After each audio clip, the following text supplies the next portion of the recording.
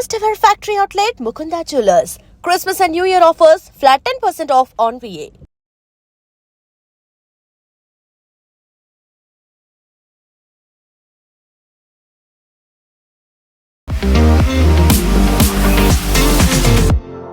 నమస్తే, నేను Kavitha. Welcome to I dream news and నిజాలు. చొరబాటుదారులు కేవలం బెంగాల్లో మాత్రమే ఉన్నారా? ఢిల్లీ, జమ్మూ కాశ్మీర్లో చొరబాటుదారుల గురించి ఎందుకు మాట్లాడట్లేదు? నిజంగా వెస్ట్ బెంగాల్లోనే చొరబాటుదారులు ఉంటే Pahalgam attack, Delhi bomb blast ఎలా జరిగింది? కేంద్ర ప్రభుత్వం ఎందుకని వాటి మీద ఫోకస్ పెట్టట్లేదు? ఈ క్వశ్చన్స్ అన్ని రేస్ చేసింది west Bengal CM Mamata Banerjee. At the same time west బెంగాల్లో బీజేపీకి కేవలం 50 సీట్లు మాత్రమే వస్తాయి అని టీఎంసీ ఘంటాపదంగా చెప్తుంది. యాక్చువల్గా చొరబాటుదారులతో పాటుగా స్పెషల్ ఇంటెన్సివ్ రివిజన్ అనేది దేశవ్యాప్తంగా ఎందుకని మాట్లాడట్లేదు? అక్కడ ఉన్నటువంటి చొరబాటుదారుల గురించి బీజేపీ తక్కువగా అంచనా వేస్తోందా? మనతో పాటుగా ఉన్నారు సీనియర్ జర్నలిస్ట్ సురేష్ కొచ్చతిల్ గారు. సార్ నమస్తే. నమస్కారం సార్, వెస్ట్ బెంగాల్ అనగానే స్పెషల్ ఇంటెన్సివ్ రివిజన్ గుర్తొస్తుంది. ఆ తర్వాత ఒక 6 నెలల్లో మ్యాక్సిమం అందులో జరగబోయేటువంటి ఎన్నికల గురించి. సో ప్రతిసారి చొరబాటుదారులు ఇక్కడ ఇంతమంది ఉన్నారు, 1 కోటి మంది ఉన్నారు, 1,20,00,000 మంది ఉన్నారు. అదే ఎందుకు మాట్లాడుతున్నారు ఇతర రాష్ట్రాల్లో? As Mamata Banerjee side west బెంగాల్లో లేరా, ఢిల్లీలో లేరా? ఉన్నారు, దాంట్లో డౌట్ లేదు. కానీ వెస్ట్ బెంగాల్లో ఉన్న అంత మట్టు మనుషులు ఇక్కడ బంగ్లాదేశ్ వాళ్ళు వెళ్ళలేదు. జమ్మూ కాశ్మీర్కి వెళ్ళి చాలామంది రోహింగ్యాలు. అది కాంగ్రెస్ గవర్నమెంట్ స్ట్రాటజీ ఉండే ఆ టైంలో. వాళ్ళు ఏం చేశారంటే మన్మోహన్ సింగ్ టైం నుంచే జమ్మూ కాశ్మీర్లో సెటిల్ చేస్తే అక్కడున్న హిందూ పాపులేషన్ డివైడ్ అయిపోతారు. అక్కడున్న చాలామంది రోహింగ్యాలకి సిటిజన్షిప్ ఇస్తే వాళ్ళు తర్వాత కాంగ్రెస్కి ఓటేస్తారని ఒక క్యాల్కులేషన్ ఉండే. కానీ దాని లోపలనే చాలా మటుకు రోహింగ్యా వ్యతిరేకంగా జరిగిన అజిటేషన్ కానీ సుప్రీంకోర్టు ఇచ్చిన కొన్ని ఆర్డర్స్ రోహింగ్యాలని రిటర్న్ పంపించాల్సి వచ్చింది. వాళ్ళకి ఓటు సిటిజన్షిప్ అయితే రాదు, టోటలీ అవుట్ ఆఫ్ క్వశ్చన్. రెఫ్యూజీస్గా ఉండొచ్చు కావాలంటే. కానీ ఇప్పుడు జరుగుతున్న వెస్ట్ బెంగాల్లో చాలా మటుకు బీజేపీ, అమిత్ షా గారు, మోదీ గారు లాస్ట్ ఇప్పుడు చూస్తున్నాం మనం కంటిన్యూస్గా విజిట్ చేస్తున్నారు. అమిత్ షా గారు 3 రోజులు ఉన్నారు వెస్ట్ బెంగాల్. 3 రోజులు ఎందుకు? అమిత్ షా గారు ఒక ప్లేస్కి వెళ్ళి ఒక 6 గంటల సేపు ఉంటేనే పెద్ద న్యూస్ అది. 3 రోజులు ఉండడం ఏంటంటే పార్టీ లీడర్స్ని అడ్రస్ చేశారు, పార్టీ కార్యకర్తలను అడ్రస్ చేశారు, ఎలక్షన్ స్ట్రాటజీ మీటింగ్ పెట్టారు. మేము 2/3 మెజారిటీ మాకు వస్తుంది ఈ ఎలక్షన్లో అని చెప్పుకుంటున్నాం. మనం ఇది చూసాం బీహార్ ఎలక్షన్లో ఇదే న్యూస్. అప్పుడు అమిత్ షా గారు మాకు 160 సీట్లు వస్తుందంటే మనం చాలామంది మన దాంట్లో we had our own doubts, ఈయన ఇంత పెద్ద నంబర్ చెప్పుకుంటున్నాడని. కానీ దాని వెనుక ఒక పెద్ద స్ట్రాటజీ ఉంది. ఇప్పుడు జరుగుతున్న దీంట్లో కవిత గారు చాలా మటుకు 2 పోర్షన్స్ ఉన్నాయి దీంట్లో. ఒకటి హిందూ ఓట్ కన్సాలిడేషన్, రెండవది ముస్లిం ఓట్ కన్సాలిడేషన్. 2 వైపుల నుంచి జరుగుతుంది. మమతా బెనర్జీకి ఇప్పుడు దాకా జరిగిన 3 ఎలక్షన్స్ అని చెప్పొచ్చు. దాంట్లో ముస్లిం దగ్గర నుంచి ఉన్న 70% ఓట్లు మమతా బెనర్జీకి వచ్చింది. మిగతా 30 కాంగ్రెస్, సిపిఎం, చాలా మటుకు లోకల్ పార్టీస్, ఎంఐఎం వాళ్ళు కూడా వచ్చారు. వాళ్ళు స్ప్లిట్ అయిపోయింది వాళ్ళ దాంట్లో. అదే టైంలో హిందువుల ఓట్లు కూడా మమతా బెనర్జీకి చాలా మటుకు వచ్చింది లాస్ట్ టైం. కానీ 2021 ఎలక్షన్ కంపేర్ చేస్తే చూస్తే చాలా మటుకు తగ్గింది. అక్కడ ఓటింగ్ పర్సంటేజ్ డిఫరెన్స్ బీజేపీకి మమతా బెనర్జీకి 10% ఉంది. ఫర్ ఎగ్జాంపుల్ 2021 ఎలక్షన్ ఫిగర్స్ చూడండి. 48% ఓట్స్ టీఎంసీకి వచ్చింది, బీజేపీకి 38.5. Difference is 10%. ఒక ఎలక్ట్రల్ దాంట్లో 10% అనేది చాలా తక్కువ. ఎందుకంటే అన్ని కాన్స్టిట్యున్సీలో 10% ఉండదు. For example Murshidabad, Malda, 24 Parganas, Calcutta city చాలా మటుకు ముస్లిం పాపులేషన్ మమతా బెనర్జీ టీఎంసీ కోసం ఓటేస్తారు. సో వాళ్ళ యావరేజ్ పెరుగుతుంది అక్కడ. కానీ నార్దర్న్ బెంగాల్కి వెళ్తే అక్కడ బీజేపీకి పట్టుంది. అక్కడ ఇప్పుడు జరగబోయే ఎలక్షన్ మనం చూసాం. 2021 కన్నా ముందున్న 2016 ఎలక్షన్కి వస్తే బీజేపీకి ఆ టైంలో 2 సీట్లు వచ్చినాయి అసెంబ్లీలో. 2 సీట్లు. టీఎంసీకి 211 సీట్లు వచ్చినాయి. నెక్స్ట్ ఎలక్షన్ 2021 వచ్చేదాకా బీజేపీకి ఆ నంబర్ 2 నుంచి పెరిగి 77 అయింది, 77. టీఎంసీకి అదే టైంలో 211 నుంచి 215 వచ్చింది. చాలా మటుకు సీట్లు బీజేపీకి వచ్చిందంటే కమ్యూనిస్ట్ పార్టీ, కాంగ్రెస్ సీట్లు మొత్తం వైపౌట్ అయిపోయారు, 0కి వచ్చేసారు వాళ్ళు. లోక్సభ ఎలక్షన్ జరిగినప్పుడు లాస్ట్ టైం లోక్సభ ఎలక్షన్లో అంటే 2019 ఎలక్షన్లో బీజేపీకి 18 సీట్లు వచ్చినాయి లోక్సభలో. ఈసారి 12కి తగ్గిపోయింది, అంటే 6 సీట్లు తగ్గింది. దానికి చాలా పెద్ద ఒక రీజన్ ఉంది. ఒకటి అక్కడున్న మతువా కమ్యూనిటీ వాళ్ళ ఓట్లు పోయినాయి బీజేపీకి, ఎందుకు సిటిజన్షిప్ ఇవ్వలేదు వాళ్ళ మతువా కమ్యూనిటీకి. వాళ్ళు బంగ్లాదేశ్ నుంచి వచ్చిన హిందువులు వాళ్ళు ఏమన్నారంటే మేము వచ్చే ఎన్నో సంవత్సరాలు అయింది కానీ మాకు ఇప్పుడు దాకా మాకు సిటిజన్షిప్ ఇవ్వలేదు, సిఏఏ కింద మాకు సిటిజన్షిప్ ఇవ్వాలి, అది కూడా ఇవ్వట్లేదు అని చెప్పి కంప్లైంట్ చేశారు. కోర్స్ ఇప్పుడు ఆ ప్రొసీజర్ స్టార్ట్ చేశారు. వాళ్ళ దాంట్లో కూడా ఒక స్ప్లిట్ ఉంది. ఒక గ్రూప్ ఏమో టీఎంసీకి ఓట్ చేస్తారు, ఒక గ్రూప్ ఏమో బీజేపీకి ఓట్ చేస్తారు. సో బీజేపీ లాజిక్ ఏముందంటే మీకు ఎందుకు ఇవ్వాలి మేము సిటిజన్షిప్, మీరు వేస్తున్న ఓట్లు టీఎంసీకి వేస్తున్నారు కదా, వాళ్ళు ఇవ్వనండి సిటిజన్షిప్ అంటే వాళ్ళు ఎట్లా ఇస్తారు, సిటిజన్షిప్ ఇది central government. So Amit Shah గారు ఇప్పుడు ఈసారి వెళ్ళి ఇప్పుడు వాళ్ళకి ఒక సిటిజన్షిప్ ప్రాసెస్ స్టార్ట్ చేశారని చెప్పి అనౌన్స్మెంట్ కూడా చేశారు. 3 రోజు పర్యటనలో అమిత్ షా గారు ఒకటి పార్టీ మిషనరీ గురించి చాలా మట్టుకు మాట్లాడారు. భూపేందర్ యాదవ్ ఆయన టర్న్ అరౌండ్ స్పెషలిస్ట్, ఉత్తరప్రదేశ్ చూసాం, బీహార్ చూసాం, ఛత్తీస్గఢ్ చూసాం చాలా మటుకు, even Haryana. Bhupender senior minister, ఆయన్ని ఇన్ఛార్జ్గా పెట్టారు, ఓవరాల్ ఇన్ఛార్జ్. ఆయన అండర్లో చాలామంది ఉన్నారు ఇంకా మిగతా బీజేపీ. అది కాకుండా 6 జోన్స్ 6 జోన్లు డివైడ్ చేశారు వెస్ట్ బెంగాల్లో. నార్దర్న్ జోన్ ఒకటి, Calcutta reason, 24 Parganas, Murshidabad, Malta ఇంకోటి, అట్లా 6 జోన్లుగా డివైడ్ చేశారు. అన్నిటికీ ఇన్ఛార్జ్ పెట్టారు. అగైన్ 2 సీనియర్ పార్టీ లీడర్, దాని కింద ఇంకా 30-40 మంది జూనియర్ పార్టీ లీడర్, దాని కింద కార్యకర్తలు. అందులో ఆర్ఎస్ఎస్ బ్యాక్గ్రౌండ్ ఉన్న వాళ్ళు మెజారిటీ ఉన్నారు. బీజేపీది ఎలక్షన్ మిషనరీ అంటే చాలా అవసరం అండి. వాళ్ళది ఒక కంప్లీట్ ఆర్మీ లాగా మూవ్ అవుతారు వాళ్ళు.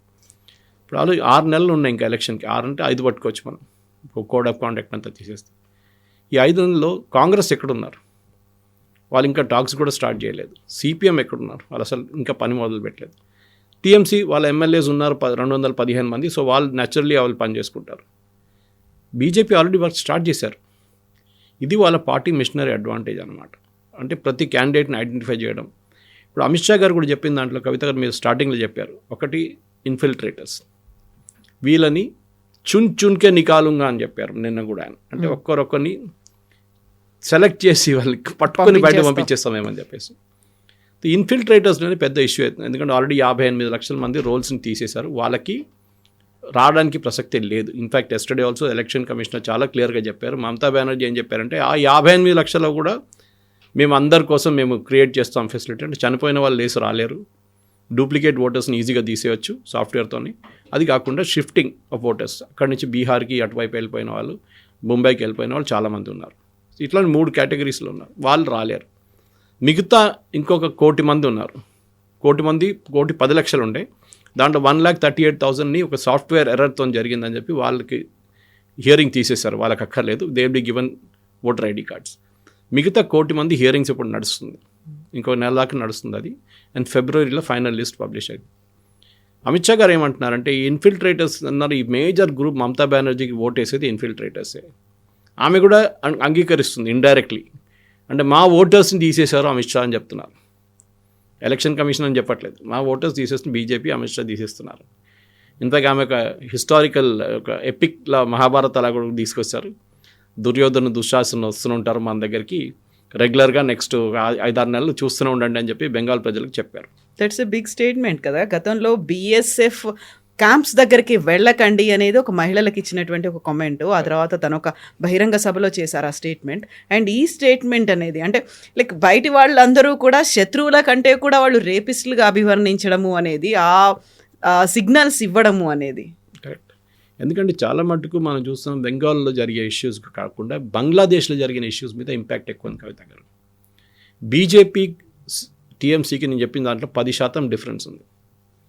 బీజేపీ 10% ఓవర్కమ్ చేయాలంటే, అంటే అదే ఇప్పుడు టీఎంసీ బీజేపీ 10% అంటే మీరు 6% ఎక్కువ తీసుకుంటే వాళ్ళు 5% తగ్గిపోతారు. Then you will go on top అనమాట. 41కి వెళ్ళిపోతారు మీరు. ఈ 10% గెయిన్ చేసే బదులు మీరు 6 నుంచి 7% గెయిన్ చేస్తే మీరు ఎలక్షన్ గెలిచేస్తారు. అన్ని కాన్స్టిట్యున్సీ కాదు, ముస్లిం మెజారిటీలో బీజేపీకి రాదు ఎట్లయినా. I'm talking of non Muslim. So BJP ఏం ట్రై చేస్తున్నా అంటే హిందూ కన్సాలిడేషన్.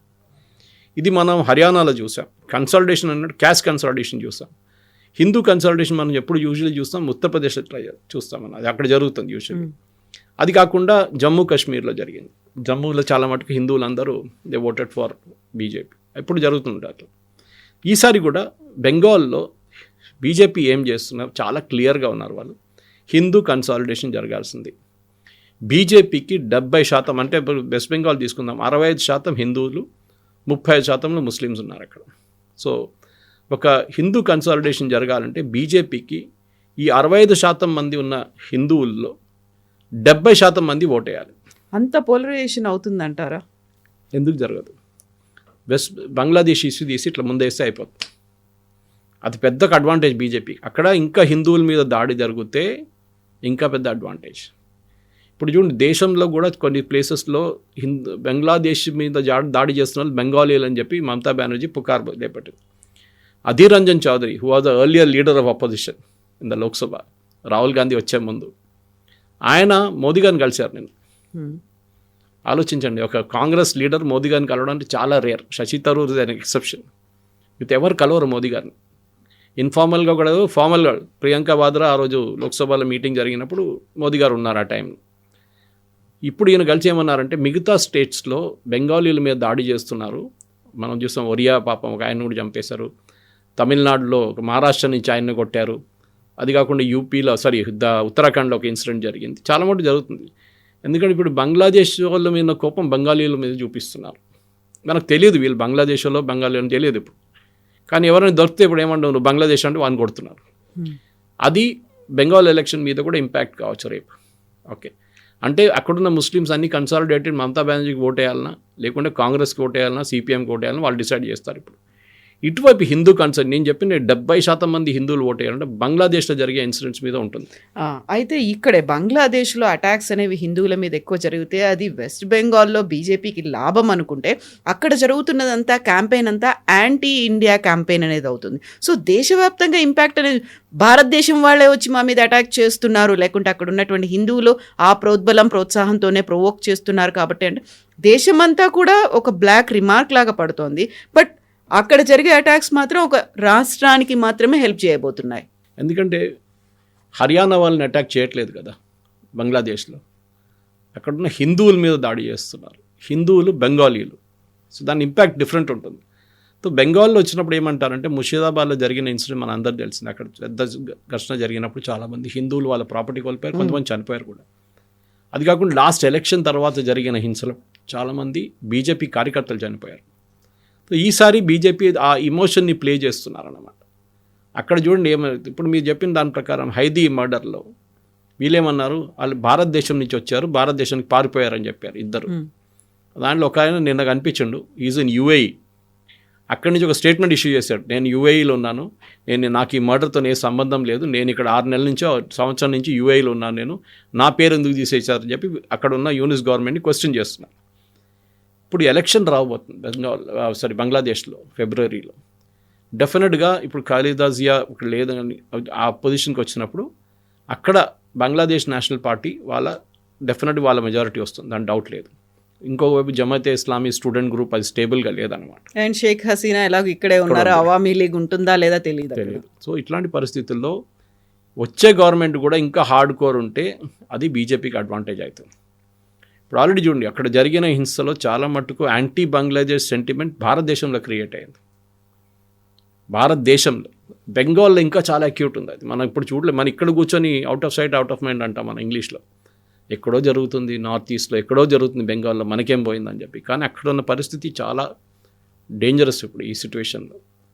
అమిత్ షా గారు దానికోసం చెప్తాం, 3 రోజులు అక్కడ గడపడం అంటే he is really going through, చాలా డీటెయిల్డ్గా అనలైజ్ చేస్తున్నారు ప్రతి కాన్స్టిట్యుయెన్సీని. బీజేపీ ఎప్పుడు మనం గుర్తుపెట్టుకోవాలి, అది బీహార్లో చూసాం మనం, చాలా మటుకు హర్యానాలో చూసాం. క్యాస్ట్ ఈక్వేషన్ ఆ టైంలో భూపేందర్ సింగ్ హూడా ఎలక్షన్ గెలుస్తారని 100% ఎవరిని అడిగినా చెప్తారు వాళ్ళు. కానీ అదే ఎలక్షన్ వాళ్ళు ఓడిపోయారు. ఎందుకంటే ఏం చేశారు కాంగ్రెస్ వాళ్ళు, తప్పేం చేశారంటే హూడాని ప్రొజెక్ట్ చేయడం మొదలుపెట్టారు. హూడా ముఖ్యమంత్రి, హూడా అంటే ఆ జాట్ కమ్యూనిటీ. నాన్ జాట్స్కి కోపం వచ్చి ఏం చేస్తారు, అచ్చా మీరు డిసైడ్ చేసుకున్నారా, మేము చూపిస్తామని చెప్పి నాన్ జాట్లు అందరు కలిసి ఈవెన్ బీజేపీకి ఓటైన వాళ్ళు కూడా బీజేపీకి ఓటేశారు. దాంతో మొత్తం తిరిగిపోయిన సిచ్యువేషన్ మారిపోయింది అక్కడ. ఇక్కడ బెంగాల్లో కూడా ఈసారి మన ఒక టైంలో 30 సంవత్సరాల ముందు చూస్తే టీఎంసీ లేదు, బీజేపీ లేదు, అక్కడ ఓన్లీ సిపిఎం అండ్ కాంగ్రెస్ దానికన్నా ముందు కూడా ఉండే. సిద్ధార్థ శంకర్ రే టైం నుంచి, పిసి రాయ్ టైం నుంచి Congress was ruling the state. దాని తర్వాత సిపిఎం వచ్చారు, జ్యోతిబాసు గారు, దాని తర్వాత Buddhadev Bhattacharya, then the complete decline of CPM అక్కడ. కానీ మమతా బెనర్జీ దగ్గర ఉన్న హిందూ ఓట్లు బీజేపీ గుంజుకు తీసుకెళ్లాలంటే ఏం చేయాలి, అది అమిత్ షా గారి స్ట్రాటజీ. దానికి 2-3, ఒకటి ఎస్ఐఆర్ ఎంత క్లీనప్ చేస్తారో దాంట్లో తెలిసిపోతుంది మనకి. ప్రతి కాన్స్టిట్యున్సీలో అది ఇంకా ఫైనల్ లిస్ట్ వచ్చాక చెప్పలేం, కానీ నా అంచనా ప్రకారం ఒక 60 నుంచి 70 కాన్స్టిట్యున్సీలో ఈ ఎస్ఐఆర్ ప్రభావం ఉంటుంది.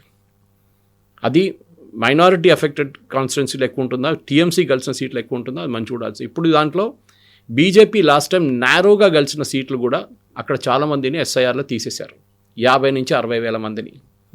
అది బీజేపీకి బెనిఫిట్ అవుతుందా, టీఎంసీకి బెనిఫిట్ అవుతుందా?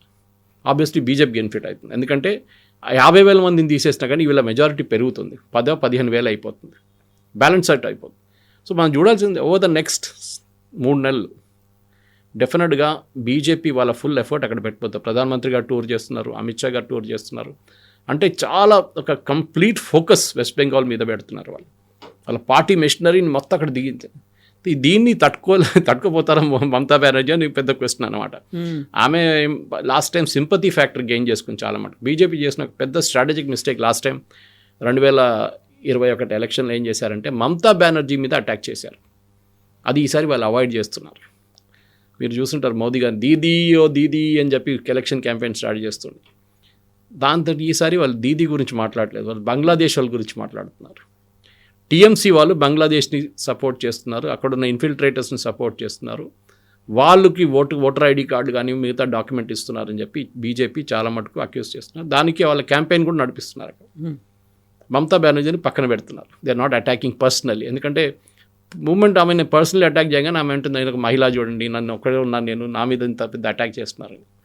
అది కాకుండా వాళ్ళ nephew Abhishek, he's also making a big mistake. ఆయన ఏమంటున్నారు, ఎలక్షన్ కమిషన్ మీద దాడి చేస్తాం, ఎలక్షన్ కమిషన్ మీద ప్రొటెస్ట్ చేస్తాం, ఎలక్షన్ కమిషన్ దగ్గర ధర్నా చేస్తాం అని చెప్తాం.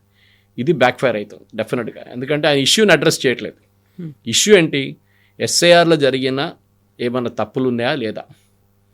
నిన్న కూడా కవిత గారు election commission west Bengal data వాళ్ళ ఫేస్బుక్లో వాళ్ళ ట్విట్టర్ అకౌంట్లో ఉంది. ఇవాళ దాకా, దట్ ఈస్ ఎస్టర్డే ఈవినింగ్ దాకా ఒక్క ఆబ్జెక్షన్ కూడా ఫైల్ చేయలేదు. మిస్సింగ్, డెడ్ అండ్ డూప్లికేట్ ఓటర్స్లో ఈ 58 లక్షల మందిని తీసేసిన లిస్ట్ నుంచి ఒక పేరు కూడా వాళ్ళు అబ్జెక్ట్ చేయలేదు. కాంగ్రెస్ చేయలేదు, సిపిఎం చేయలేదు, బీజేపీ చేయలేదు, టీఎంసీ చేయలేదు. బీజేపీ చేయర్లే, ఈవెన్ మిగతా ముగ్గురు చేయాల్సింది. వాళ్ళు కూడా ఒక్క పేరు కూడా తీసుకొచ్చి వీళ్ళు తప్పు పెట్టారు మీరు అని చెప్పి చెప్పట్లేదు.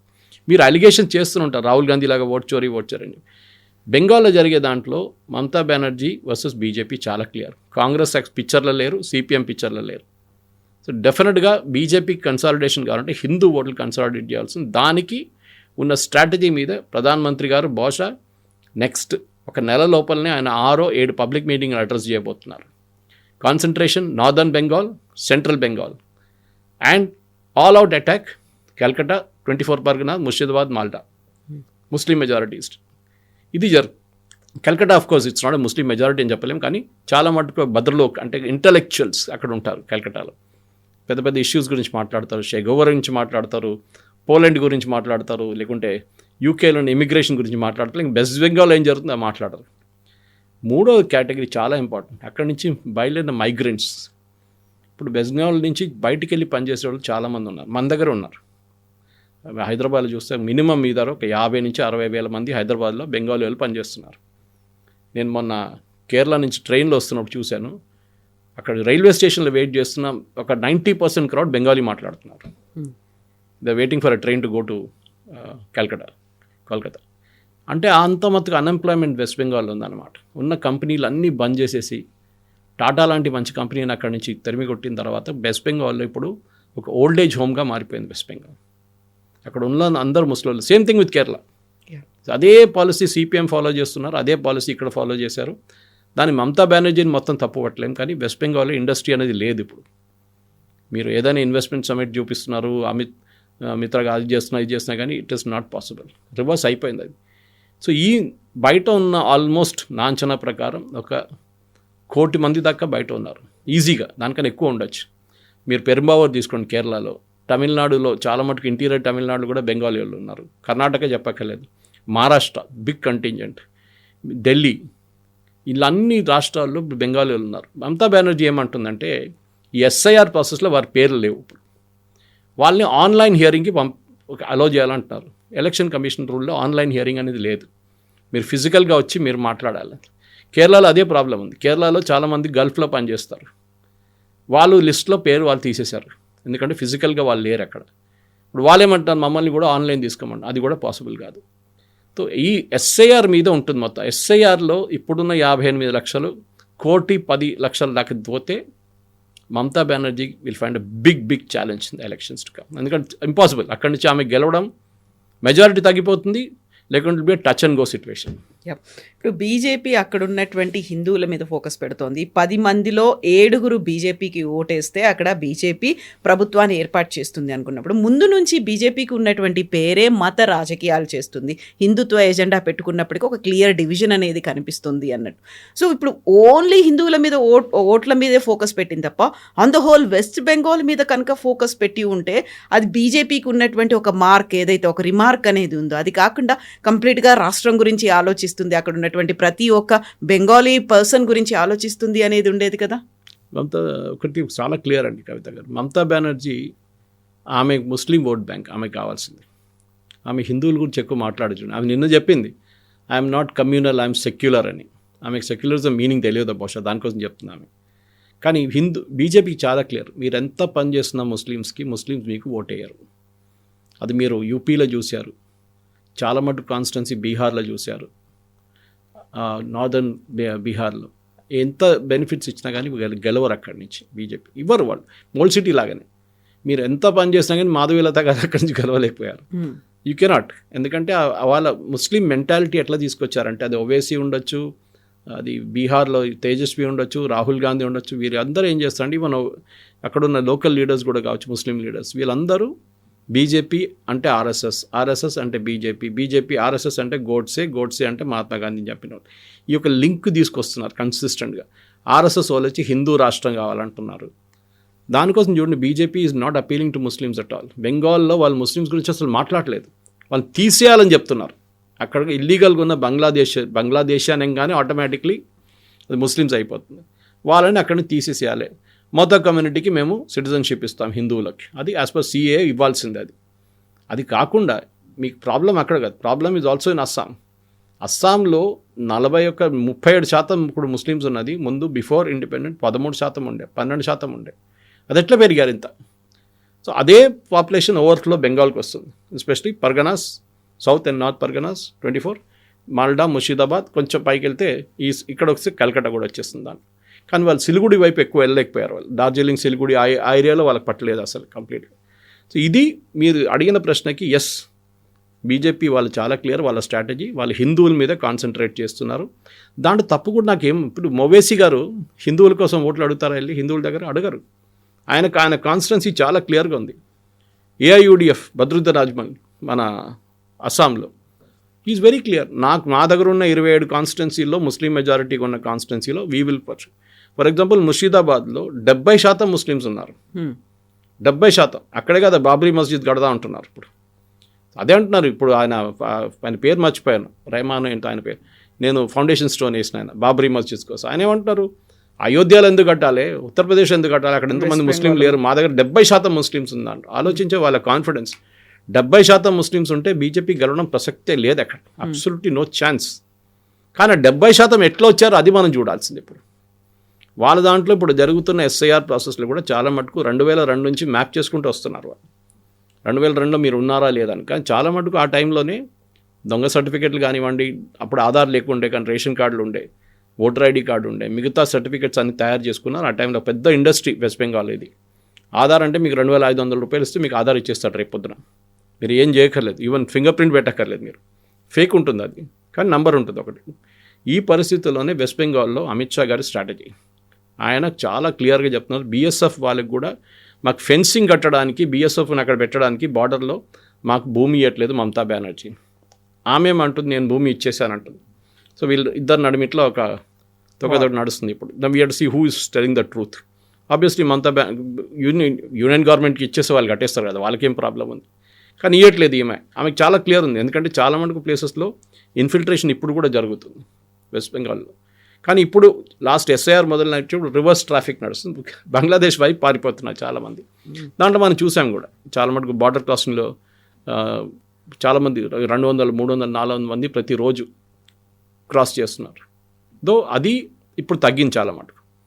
ఎస్ఐఆర్ ప్రాసెస్లోనే ఉంటుంది మొత్తం. ఈ ఎస్ఐఆర్ ప్రాసెస్ నుంచి చాలామంది ఇప్పుడు వెస్ట్ బెంగాల్ నుంచి పారిపోయి బీహార్కి వచ్చేసారంట, కొంతమంది యూపీకి వచ్చారంటున్నారు. సో అక్కడున్న గవర్నమెంట్ కూడా డిటెన్షన్ క్యాంప్స్ గురించి మాట్లాడుతున్నారు. మీరు చూసుంటారు, ఆల్రెడీ వెస్ట్ బెంగాల్ వాళ్ళు స్టార్ట్ చేశారు. యూపీ ప్రభుత్వం బుల్డోజర్ కాకుండా మళ్ళీ ఇప్పుడు డిటెన్షన్ క్యాంపులు పెడుతున్నారని చెప్పి. ఇదే డిటెన్షన్ క్యాంప్ తమిళనాడులో ఉంది. ఎవరు మాట్లాడలేదు. స్టాలిన్ మాట్లాడరు, రాహుల్ గాంధీ మాట్లాడరు దాని గురించి. కేరళలో ఉంది డిటెన్షన్ సెంటర్స్, అక్కడున్న గవర్నమెంట్ మాట్లాడరు, వీళ్ళు ఎవరు చెప్పారు. ఎక్కడెక్కడ ఉన్నారో వీళ్ళని ఒక్కొక్కరుగా బయటికి తీసి పంపించాల్సిందే. కానీ కేరళ గవర్నమెంట్ ఒక స్ట్రాటజీ తీసుకొచ్చారు. ఇప్పుడు మొన్న నేను అక్కడ ఉన్నప్పుడు చూశాను, మేము సిటిజన్షిప్ డాక్యుమెంట్ ఇవ్వబోతున్నాం అంటున్నారు. కేరళ గవర్నమెంట్కి ఏ అధికారం లేదు సిటిజన్షిప్ ఇవ్వడానికి. Citizenship is with the union government, వాళ్ళ సబ్జెక్ట్ అది. ఈయనేమంటున్నాడు, నేను కేరళలో పుట్టాను, నేను 1962 born in Kerala in Thrissur district of Kerala. నాకు ఒక సర్టిఫికేట్ ఇస్తారు, రేపు ఏదైనా ఉంటే you are a citizen of this state అని చూపించడానికి అనమాట. కానీ నేను పుట్టింది అక్కడే, పెరిగిందంతా ఇక్కడే కదా, Hyderabad. So this is more of my home town దాని కేరళ. కానీ ఎందుకు ఇస్తున్నారు, అక్కడున్న ఇల్లీగల్గా ఉన్న వాళ్ళకు కూడా ఈ డాక్యుమెంట్ ఇచ్చేస్తే వాళ్ళు రేపు సిటిజన్ అయిపోతారు. కానీ దాన్ని ఇప్పుడు లీగల్గా క్వశ్చన్ చేయబోతున్నారు. బెంగాల్లో కూడా బహుశా మమతా బెనర్జీ ఇదే అఫర్ట్, రేషన్ కార్డులు ఇచ్చేసి ప్రాపర్టీ డాక్యుమెంట్స్ ఇచ్చి ప్రాపర్టీ రిజిస్ట్రేషన్ చేయించి, అది కాకుండా ఎస్ఎస్సి సర్టిఫికేట్ తయారు చేసి ఇచ్చిన చాలా పెద్ద ఇండస్ట్రీ ఇక్కడ జరిగింది.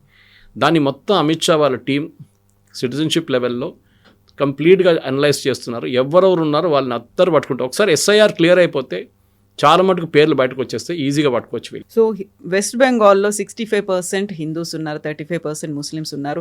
65%లో 70% హిందూస్ బీజేపీకి ఓటేస్తే బీజేపీ అక్కడ గవర్నమెంట్ ఫామ్ చేస్తుంది అనుకున్నప్పుడు వై టీఎంసీ ఈజ్ సేయింగ్ కేవలం 50 సీట్లు మాత్రమే వస్తాయి, ఎవరి లెక్కలు వాళ్ళకే ఉన్నప్పటికీ మేము గవర్నమెంట్ ఫామ్ చేస్తామంటుంటే లేదు మీకు 50 మాత్రమే వస్తాయని టీఎంసీ ఎలా చెప్తోంది? అది వాళ్ళు కొంత లీడర్ సుగతరావు ఎవరు చెప్పారు, జూనియర్ లీడర్ చెప్పారు. మమతా బెనర్జీకి యాక్చువల్ ఫిగర్స్ తెలుసు. ఎవరైనా కవిత గారు ఓడిపోతున్నారు అనుకుంటేనే ప్యానిక్ అవుతారు. గెలిచేటోడు ఇప్పుడు ప్యానిక్ కాడు. అది ఏదైనా క్రికెట్ మ్యాచ్ ఉండొచ్చు, హార్స్ రేసింగ్ ఉండొచ్చు. మీరు గెలుస్తున్నారని మీకు కాన్ఫిడెన్స్ ఉన్నప్పుడు యూ విల్ నెవర్ ప్యానిక్. సరే రానియండి, ఎంతమంది వస్తే నేను చూసుకుంటాను, నేనే ఎట్లయినా గెలుస్తాను కదా అని చెప్పి. కానీ ఇక్కడేం జరుగుతుందంటే మమతా బెనర్జీ ఈజ్ ప్యానికింగ్. దానికొని దుశ్శాసన్, దుర్యోధన్ ఇట్లాంటి టర్మ్స్ యూజ్ చేస్తున్నారు ఆమె. అది కాకుండా ఎస్ఐఆర్ ప్రాసెస్ గురించి అభిషేక్ బెనర్జీ మాట్లాడుతున్నాం. అదొక కామెంట్లు చూడండి. నేను ఎస్ఐఆర్లో ఎవరిని తీసేస్తే కూడా నేను తీసుకొస్తాను అంటాను. ఆమెకి అథారిటీ లేదు దానికి. ఎందుకంటే ఆమె షీఈస్ ప్యానికింగ్. ఎందుకంటే ఆమె బీహార్ చూసింది కవిత గారు. బీహార్లో తేజస్వి యాదవ్, రాహుల్ గాంధీ మేము ఎలక్షన్ గెలిచేసినాం, అయిపోయింది, అన్ని ఒపీనియన్ పోల్స్లో మేము ముందుకున్నాం, మా గవర్నమెంటే ఫామ్ అవుతుందని చెప్పిన వాళ్ళకి సడన్గా 68 లక్షల మందిని తీసేసిన తర్వాత కంప్లీట్గా ఒకవైపు ల్యాండ్ స్లైడ్ అయిపోయింది. ఎందుకంటే మీరు చెప్పిన 70% హిందువులు రేపు అది 80% ఓటేస్తే ఏమవుతారు, కంప్లీట్ ల్యాండ్ స్లైడ్ అయిపోతుంది. ఎందుకంటే ఒకసారి మీరు 46 క్రాస్ చేస్తే, which is what TMC is holding now, 45, BJP 35. BJP నేను చెప్పిన దాని ప్రకారం 7%, 8% ఎక్కువ ఓట్లు తీసుకుంటే BJP will go and form the next government. అది చాలా క్లియర్. దానికి మైక్రో స్ట్రాటజీ కావాల్సి వస్తుంది. అంటే ప్రతి బూత్లో 1000 మంది నుంచి 1200 మంది ఓటర్లు ఉంటారు. బూత్ మేనేజ్మెంట్ అనేది బీజేపీది చాలా పెద్ద స్ట్రెంగ్త్. రాజీవ్ సర్దేశాయ్ ఒక బుక్ రాశారు ఒక 2-3 సంవత్సరాల ముందు బీజేపీ ఎలక్షన్ మిషనరీ గురించి. ఆయన ఒక ప్రో కాంగ్రెస్ అనుకోండి, కానీ ఆయన కూడా అన్నారు, రాజీవ్ సర్దేశాయ్ రాసిన దాంట్లో చాలా మటుకు డీటెయిల్గా, అంటే ప్రతి బూత్ మేనేజ్మెంట్, అమిత్ షా గారు ఎప్పుడు చెప్తుంటారు చూడండి, booth management is a key to winning election అని. నేను ఇక్కడున్న బీజేపీ తెలంగాణ లీడర్స్ కూడా చెప్తుంటాను, మీరు ఖమ్మం వైపు కానీ మంచిర్యాల వైపు కానీ మీరు రిప్రజెంటేషన్ లేని చోట్ల మీరు బూత్ మేనేజ్మెంట్ ట్రై చేసుకోండి, అప్పుడు మీకు పనికి వస్తుంది. అంటే వీళ్ళు బహుశా వాళ్ళ స్ట్రాటజీలో వాళ్ళు ఉన్నారు. కానీ బీజేపీకి తెలుసు అని అమిత్ షాకి తెలుసు. దానికోసం భూపేంద్ర యాదవ్ లాంటి సీనియర్ నేతలను అక్కడ పెట్టారు. నితిన్ నబీన్ ఇప్పుడు వచ్చారు, ఆయన కూడా ఫుల్ టైం బెంగాల్ ఎలక్షన్ మీద కాన్సన్ట్రేట్ చేస్తున్నారు. ఆయన ఒక ఫస్ట్ టెస్ట్ అన్నమాట, ఎగ్జాక్ట్లీ ఎగ్జామ్ లాగా. దీంట్లో పాస్ అయితే మళ్ళీ మిమ్మల్ని కన్ఫర్మ్ చేసేస్తాం మేము అని చెప్పేసి. సో అది అందరూ ఇప్పుడు అక్కడ ఫోకస్ పెట్టారు. ఇప్పుడు మమతా బెనర్జీ డిసడ్వాంటేజ్ ఏంటంటే కవిత గారు, ఆమె ఒక 1 మ్యాన్ ఆర్మీ అని చెప్పొచ్చు, 1 ఉమెన్ ఆర్మీ. ఇక్కడేమో వీళ్ళు ఒక 40 మంది 50 మంది సీనియర్ లీడర్లు దాని మీద టోటలీ కాన్సన్ట్రేట్ చేస్తున్నారు. ఇంకొక వైపు ఎలక్షన్ కమిషన్, ఇంకొక వైపు బిఎస్ఎఫ్, ఇదన్నీ కలుపుకుంటే మీకు మొత్తం there is a huge problem for Mamata. Next ఒక 2 నెలల పాటు మనం చూడాల్సింది, ఒకసారి జనవరి ఎండింగ్, ఫిబ్రవరి ఫస్ట్ వీక్, సెకండ్ వీక్లో మనకు కొత్త డ్రాఫ్ట్ రోల్స్ రాగానే ఎలక్షన్ సీన్ చాలా క్లియర్ అయిపోతుంది. దాని తర్వాత ఎవరు గెలుస్తారో, బీజేపీ ఏ వాగ్దానాలు చేస్తారో మళ్ళీ మహిళలకి మేము 20,000 రూపాయలు ఇస్తాం బీహార్లో చేసినట్ల. That swung the election in Bihar. మహారాష్ట్రలో కూడా అదే జరిగింది. కానీ అక్కడ ఆల్రెడీ మమతా బెనర్జీ ఒక లక్ష్మీ స్కీమ్ ఒకటి ఉంది, ఆమెది బండార్ లక్ష్మి అనేది ఉంది, ఆ స్కీమ్ నడిపిస్తుంది ఆమె. కానీ మహిళలు బీహార్లో లాస్ట్ టైం 70% మంది ఓటేశారు, ఎందుకంటే పురుషులందరూ బయట పనిచేస్తున్నారు. బెంగాల్లో కూడా అదే పరిస్థితి. వాళ్ళు ఎలక్షన్ టైంకి వస్తారా ఓటేయడానికి, లేకుంటే వాళ్ళు రారా. బెంగాల్కి రాకపోతే ఈసారి ఫేక్ ఓటింగ్ చాలా ఇంపాసిబుల్. అండ్ అక్కడే బీహార్లో జరిగిన అదే సీన్ బహుశా బెంగాల్లో కూడా జరగచ్చు. So series of episodes are in the loop line ఉంది చాలా మటుకు. నేను I'm finding it very interesting. ఎందుకంటే యాక్చువల్ ఫిగర్స్ ఎలక్షన్ కమిషన్ నుంచి అప్పుడప్పుడు వస్తూనే ఉంది, ఎన్ని ఓట్లు తీసేశారు, ఎన్ని ఓట్లు తీసారు, మహిళలు ఇంతమంది ఉన్నారు. ఆ బ్రేకప్ ఇంకా రాలేదు మనకి. ఒకసారి ఆ బ్రేకప్ వస్తే ప్రతి కాన్స్టిట్యున్సీ నేను అనలైజ్ చేయగలను. సో దాన్ని బట్టి బీజేపీకి 7% కావాలన్నా 8% కావాలన్నా 6% సరిపోతుందా అనేది ఉంటుంది. ఎందుకంటే ఎక్కడెక్కడ బీజేపీ లీడ్ చేసిందో వాళ్ళకి అక్కడ ప్రాబ్లం లేదు. ఎక్కడెక్కడ ఓడిపోయినారో నేరో మెజారిటీతో అక్కడే వాళ్ళు కాన్సన్ట్రేట్ చేయాల్సి వస్తుంది అనమాట. అక్కడ 6-8% తీసుకొస్తే they or through. Yes, sir. Thank you so much, sir. Thank you very much.